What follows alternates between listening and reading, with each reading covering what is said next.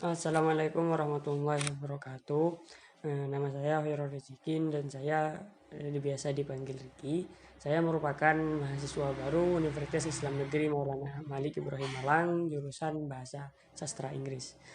Di sini saya akan sedikit berbicara tentang vaksinasi dan pentingnya menjaga protokol kesehatan di masa pandemi seperti sekarang ini.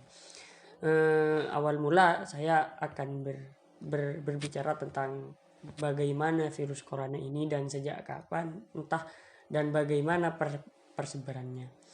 Baik, sejak beberapa tahun lalu, tepatnya dari 2019, World Health Organization atau yang kita sebut dengan Organisasi Kesehatan Dunia itu mengumumkan bahwa virus corona ini berasal dari kota Wuhan, China, dan baru kemudian masuk ke Indonesia pada tahun 2020-an.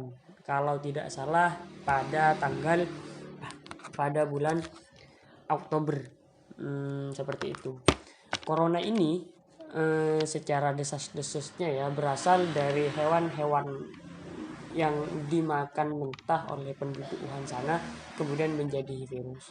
Entah setelah menjadi merajalela kemudian WHO memutuskan dan menetapkan virus corona ini sebagai pandemi. Dari sebelumnya epidemi menjadi pandemi.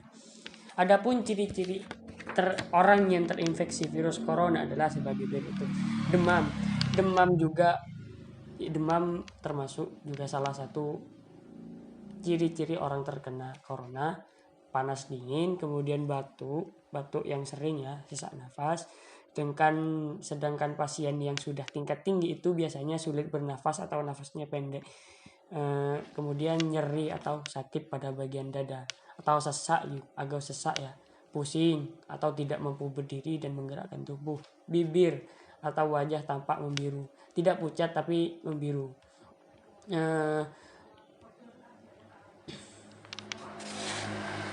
Ada beberapa protokol kesehatan yang pemerintah wajibkan kepada masyarakat Indonesia. Tepatnya dibilang protokol kesehatan yang ditetapkan oleh presiden kita berdasarkan peraturan menteri kesehatan nomor berapa saya lupa. Pertama itu mencuci tangan. Rutin mencuci tangan hingga bersih adalah salah satu protokol kesehatan yang cukup efektif untuk menjaga penularan virus corona.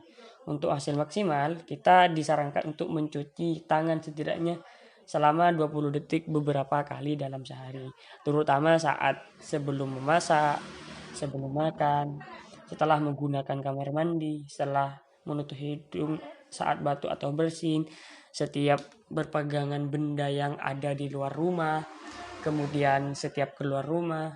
Kemudian intinya hati-hatilah, sering-sering juga cuci tangan. Kemudian juga karena virus corona ini menyerang manusia menggunakan sistem pernapasan, maka hal yang perlu juga diperingatkan pemerintah ini juga memakai masker. Memakai masker ini sangat dianjurkan karena memang jalur udara manusia itu di mulut dan di hidung, sedangkan masker ya memang tempatnya seperti itu. Pada awal pandemi virus corona tahun lalu, Organisasi Kesehatan Dunia itu mengatakan bahwa penggunaan masker hanya direkomendasikan kepada orang sakit. Itu dahulu ya, untuk persebaran virus corona di awal. Tapi untuk sekarang semua orang dianjurkan, bahkan sampai titik masyarakat pedalaman pun dianjurkan untuk selalu memakai masker. Kemudian beberapa waktu selang kebijakan WHO untuk memakai masker kepada orang yang sakit, akhirnya WHO itu mengeluarkan himbauan agar semua orang yang sakit maupun tidak itu agar selalu memakai masker saat beraktivitas di luar rumah.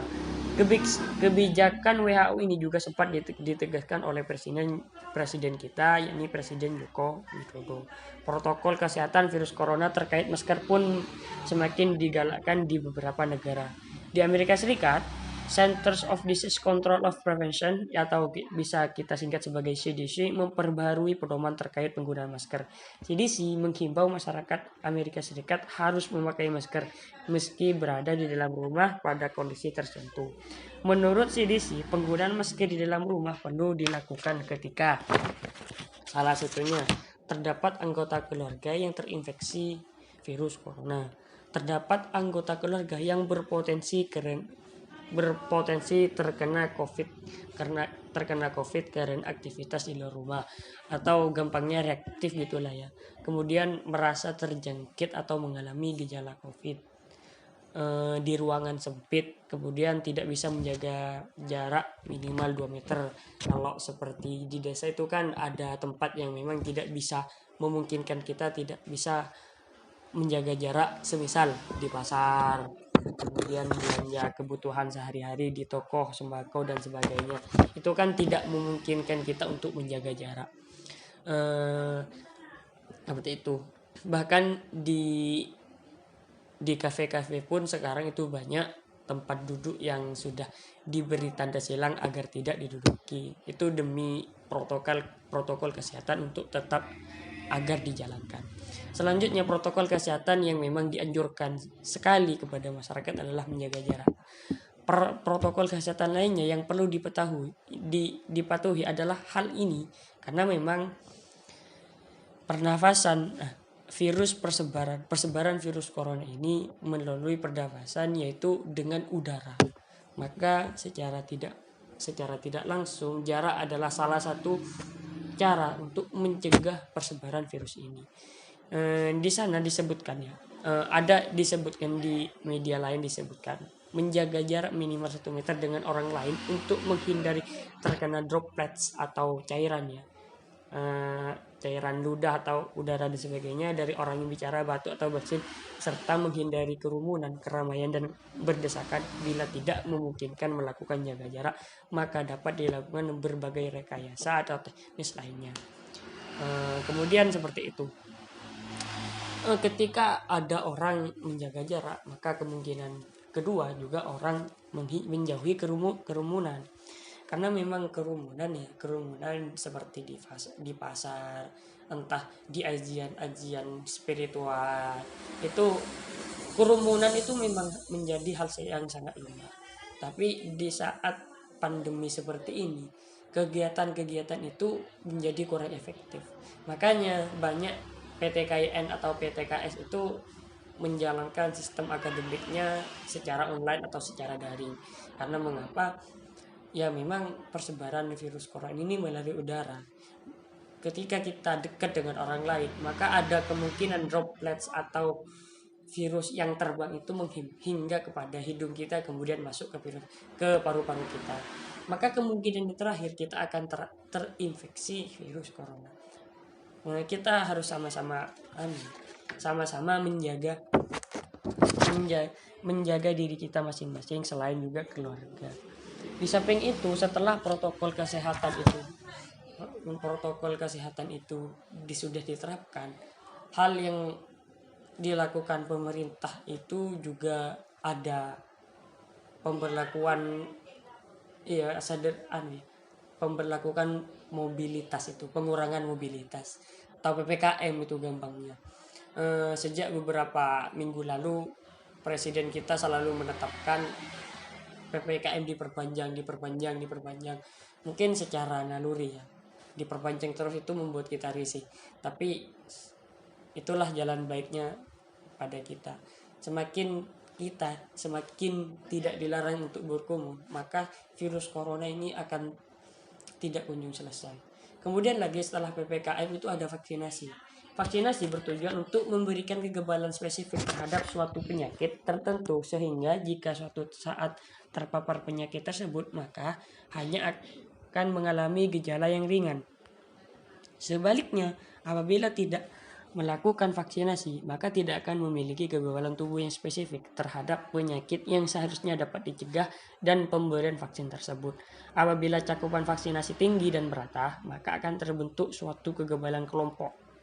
Selain itu, vaksinasi COVID vaksinasi COVID yang dilakukan pemerintah juga dapat menjaga produktivitas dan mengurangi dampak sosial serta ekonomi.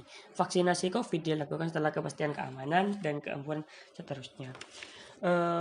Ada beberapa step ya untuk masyarakat yang ingin divaksin. Pertama itu tidak mengalami gejala sakit apapun, termasuk pilek ya, meskipun dingin itu tidak bisa divaksin. Kemudian secara produksinya vaksin COVID-19 ini sudah halal. Hal ini disampaikan oleh Komisi Fatwa MUI Pusat bahwa sudah memberikan fatwa bahwa vaksin itu halal dan suci. Oleh karena itu, semua masyarakat Indonesia harus tetap merasakan vaksin karena memang salah satu jalan terakhir kita ini adalah vaksin untuk menuju berakhirnya corona.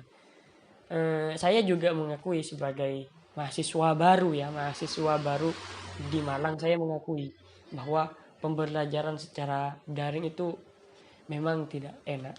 Di samping kita tidak bertemu dengan teman-teman kita, dengan dosen-dosen kita, kita juga merasa tersiksa dengan adanya daring karena kuota gitu.